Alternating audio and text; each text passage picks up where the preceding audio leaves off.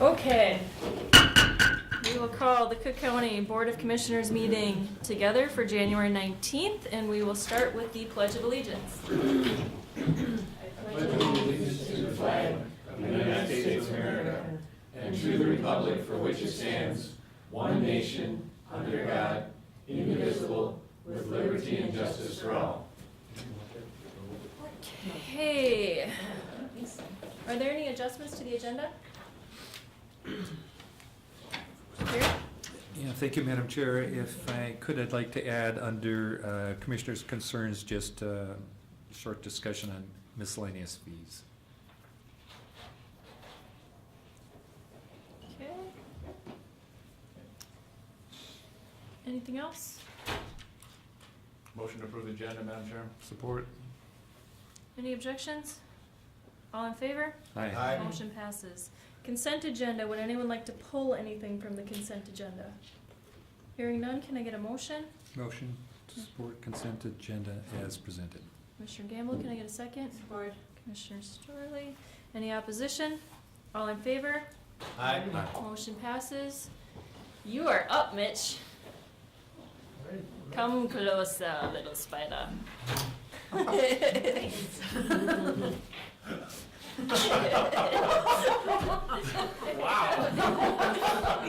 you I didn't like people.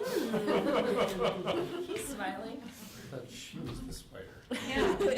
Well, that's, wait. MPCA variance. Morning. Stepping in with, for Tim Nelson this morning as he's had to step out. I am here requesting direction from the board to give Director Nelson direction to draft proposed administrative variance language and bring it to the Septic Advisory Committee for further discussion. The result of which would be a recommendation back to the board. As you know, the MPC variance has been denied. So we are here requesting direction, considering perhaps a site-by-site individual variance on proposed lots that cannot meet the two type 1 requirements. Okay, we'll start with discussion. Commissioner Severson? Thank you, Madam Chair. Commission meeting. So I'm curious what other options we would have than to work with the individual variance as it comes up. The piece that would be not conforming to the process. What choices do we have in this, I guess is what my question is.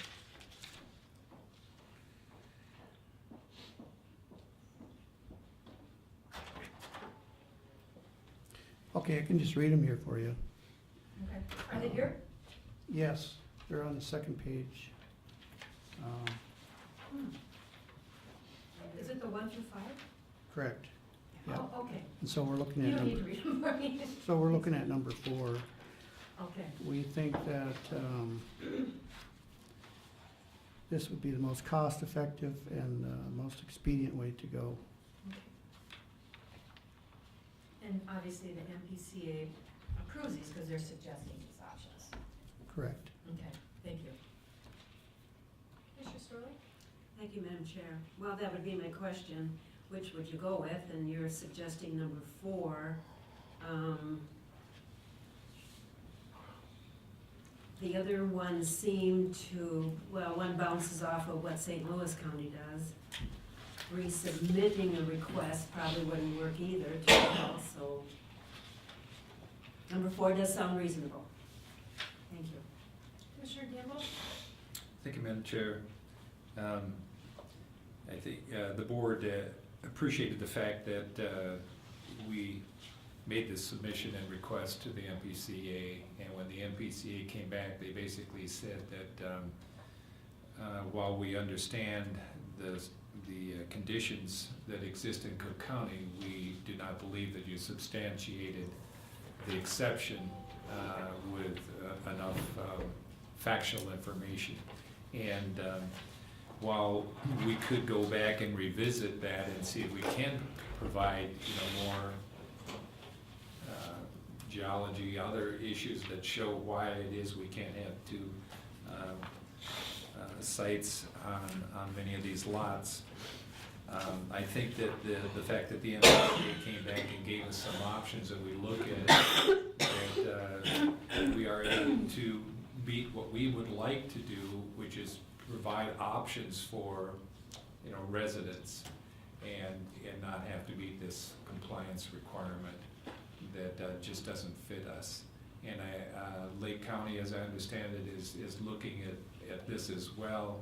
And the St. Louis County option isn't exactly tailored to our needs, so the option that is provided there that we choose to pursue, I think makes sense. It's just a matter of saying, we'll look at it a case-by-case situation, and we have options here so that we're able to meet what we want to meet without having the response from the MPCA be that it'll be throughout the county-wide, and it becomes an exception that's provided to everybody. We have to look at it case-by-case basis. So I think we come back achieving what we want to do, which is an option to meet the needs of, you know, residents and being able to do what we want to do. So I support it.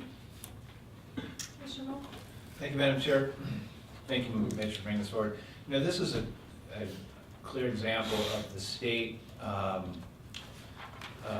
being overbearing and making it more difficult for people to subdivide property and develop it here in Cook County.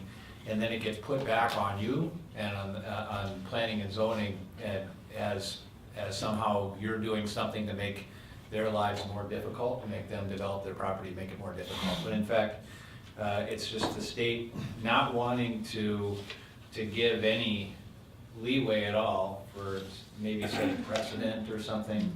I mean, I went through this process, just because there's no soil, you know there's no soil.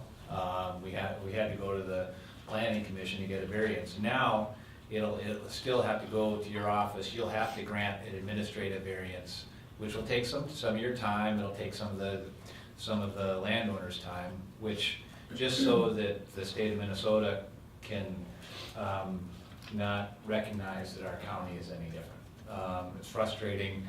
Granted, this is the only real recourse we have, you know, it makes the most sense. But this is not about protecting water quality at all. This is about MPCA being overburdensome to people who are trying to develop property. And it's frustrating. But anyway, thank you for listening. And I think maybe you could comment on that. This isn't about whether we're gonna have compliant systems or not. You know, it's not about water quality. This is just about a one-size-fits-all policy that's being administered by the MPCA. Yes, I agree wholeheartedly. Yes, I believe our county, the requirement that provision that we're supposed to provide that says that we have to provide two identified septic sites for lots created after 1996 just doesn't fit here in Cook County. You know, most of our systems are all mound systems, and a lot of those are type 3 mound systems. So I agree, the rule is just too stringent, and it doesn't apply for us. Mitch, what's your recommendation for the board on this? The recommendation is to provide direction to Director Nelson to move forward with the ordinance language and present that to the Septic Advisory Committee, and then a recommendation back to the board for approval. Okay, Commissioner Gamble? Make a motion authorizing Planning and Zoning Director Tim Nelson to draft administrative variance provisions for the Cook County Septic Ordinance, with the understanding the draft variance is to be reviewed and discussed by the Septic Advisory Committee for recommendation back to the Board of Commissioners. Can I get a second? I'll second that under duress. Commissioner Gamble? Yeah, thank you, Madam Chair, and I would, you know, echo Commissioner Moe's comments. we see this on multiple levels, and this is why I referenced it in our Public Health Human Service meeting, that this is another situation in which we have a reluctance to come alongside and be reasonable in understanding, you know, the nature of our county. We're not asking to circumvent the intent of the law, and we're just asking for a flexibility in how we administer and meet that intent.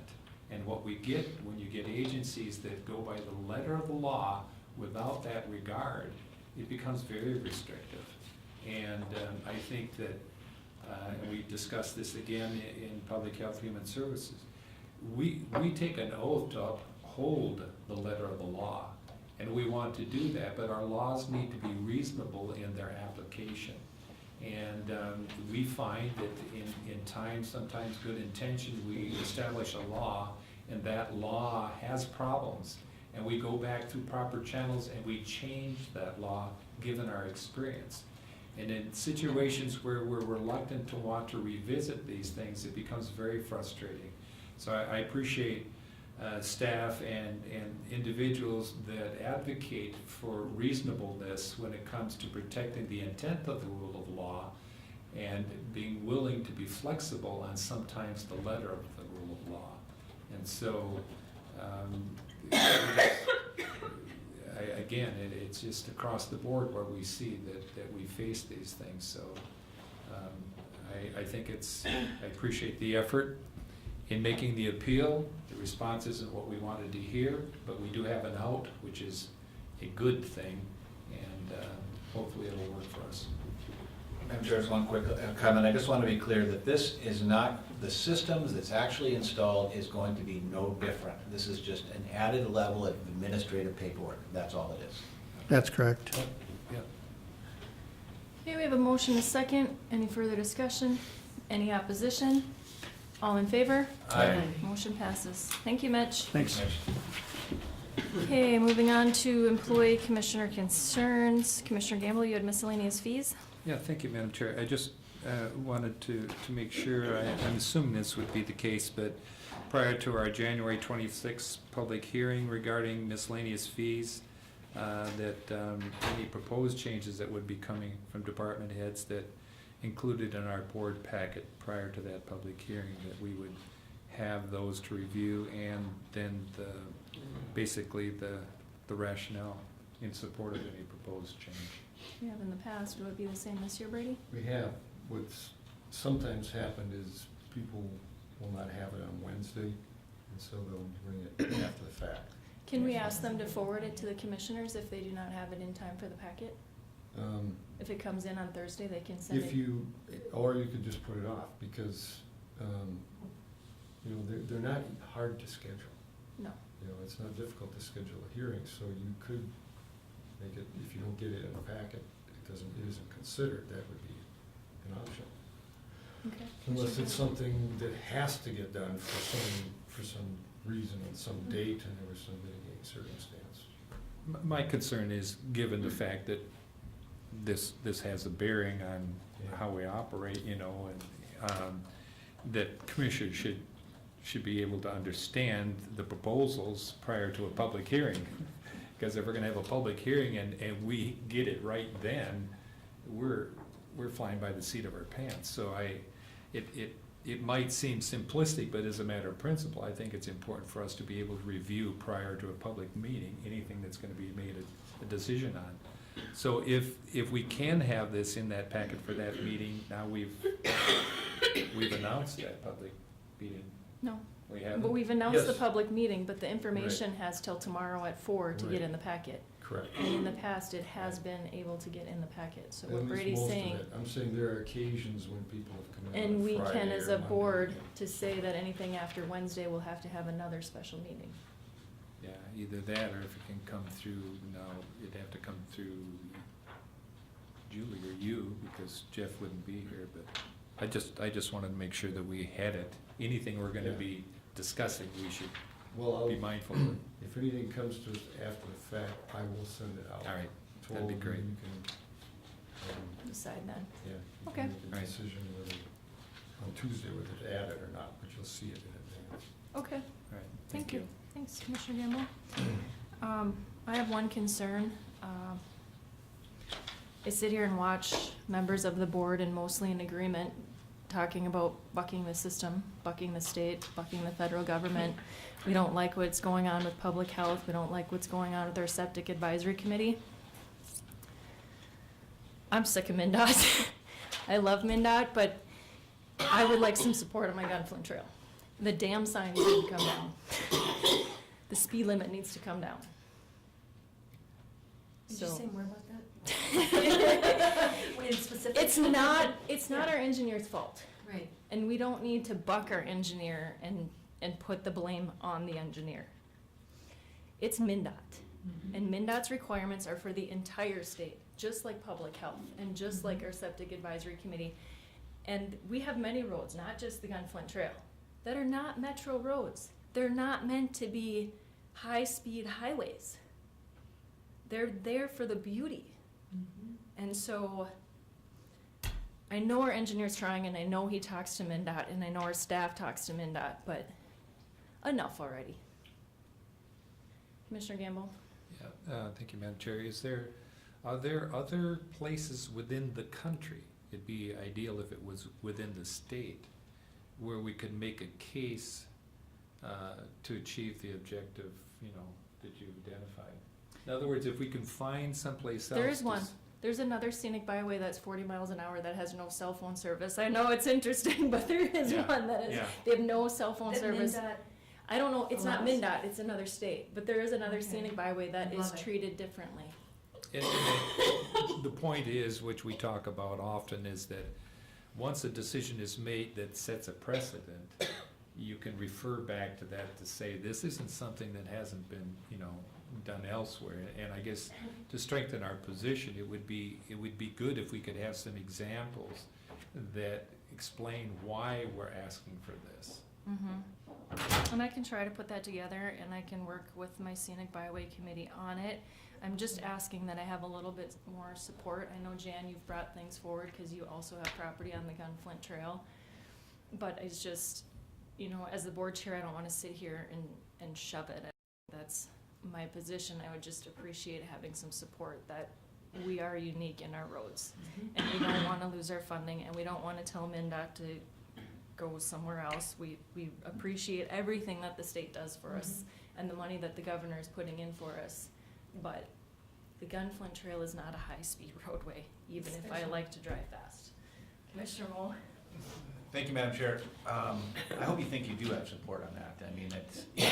I support that. Yeah, Thank you. and I would propose that MnDOT is going to come here. We're gonna have a meeting with them.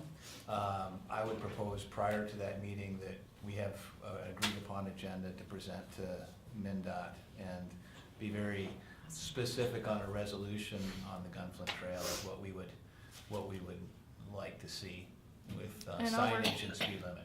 Yeah. And I could commit my support, but I would venture to guess that you would have board support on that. Thank you. We could have 40-mile-per-hour t-shirts. There you go. I could wear them. Yes. that's Bumper right. stickers. Not that we're age 40 yet. Well, this Yeah. is this is gonna hit us hard in 2020 when those guardrails go in, because for any of you that haven't driven up to the section between 92, it is a lot of that area that is going to have big, bright, shiny guardrails, and I know they're necessary, and I don't want people to go off the edge of the road and die, but 40 miles per hour would solve a lot of our issues on the yeah. Gunflint I mean, I've had constituents ask me to just rip the pavement up and go back to gravel where we had no problems, but I'm sure that we had a lot of Other issues. tires going out. So, and I appreciate everything that our engineer has done, because we've had a lot of upgrades to the Gunflint Trail. And I know that I'm kind of difficult when it comes to the Gunflint Trail. So I appreciate, Dave, I know you watch. I love the work that you're doing, I'm serious. But we've got to do something, so thank you. Okay, on to happiness. Meetings to note, meeting updates. Commissioner Moll? Thank you, Madam Chair. Northwood Food Project met again last Thursday. I think a lot of you are aware of a Green Dollar survey that was done. If you haven't seen it, it's really a great bit of work that shows the shows the food money being spent here in Cook County and how little of it is actually produced here. And a great opportunity for us to capture some of that economic potential right here in the county. That presentation has been done a few times. It's gonna be at the Cook County Whole Foods Co-op on January 26th at 5:30. It will be at the EDA also on February 9th at 4.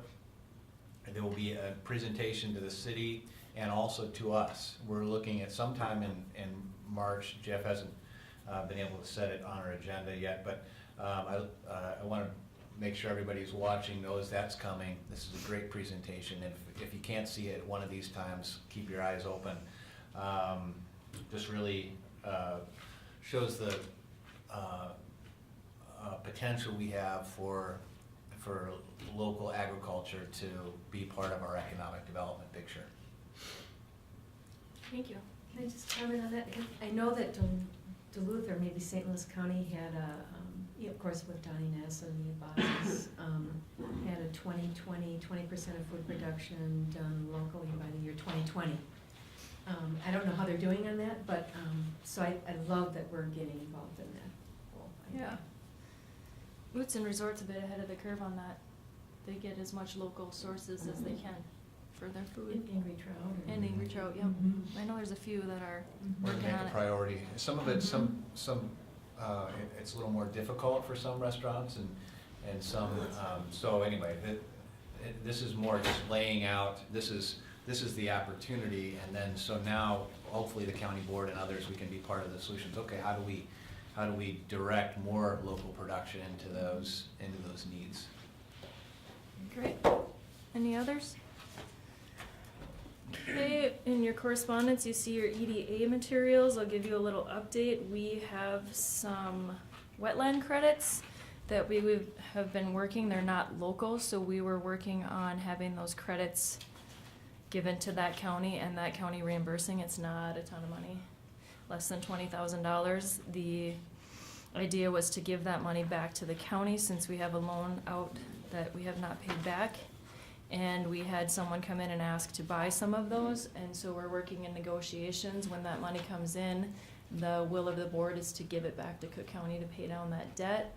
Our golf course is under construction. Luckily, we had a good summer, so we are still holding our own and not needing to ask for more money.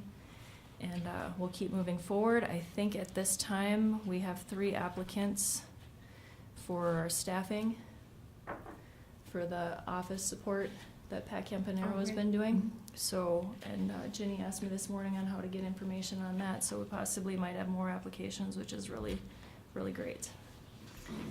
Commissioner Gamble, WTAP interview. I'm available. Excellent. Anything else on correspondence? Okay, anybody want a motion to adjourn? So move, Madam Chair. Support. All in favor? Aye. Thank you.